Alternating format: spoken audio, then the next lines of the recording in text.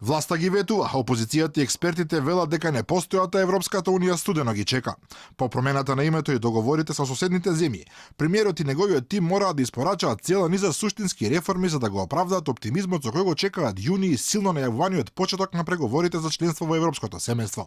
Така наречениот план 18, иако помина планираниот рок, се уште не е имплементиран, но вице-премиерот за евроинтеграција Османи уверува дека владата направила страшно многу и тоа во неверојатно комплексни внатрешни околности, со што државата останала сериозен кандидат за започнување на преговори.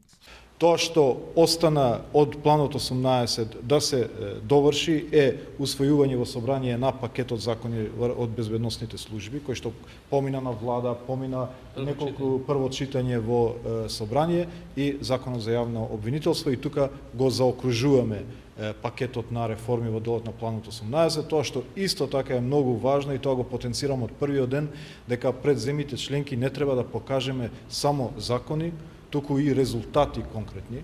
Експертската јавност не се согласува со оптимизмот на владините функционери и порачува дека тој нема реална подлога.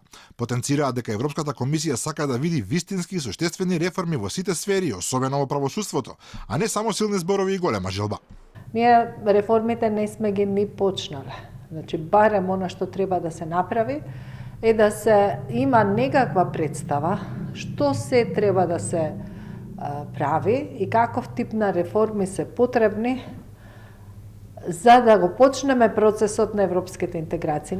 Еден закон што го имаме донесено за спречување на корупција не е реформа. Тасева смета дека премиерот всушност се надева на политичка одлука во ЕУ, бидејќи и самиот знае дека реформи нема. На иста линија се дури и некои од медиумските подржувачи на власта, кои отворено велат дека решавањето на спорот за името не може да биде оправдување за неисполнети ветувања и реформи.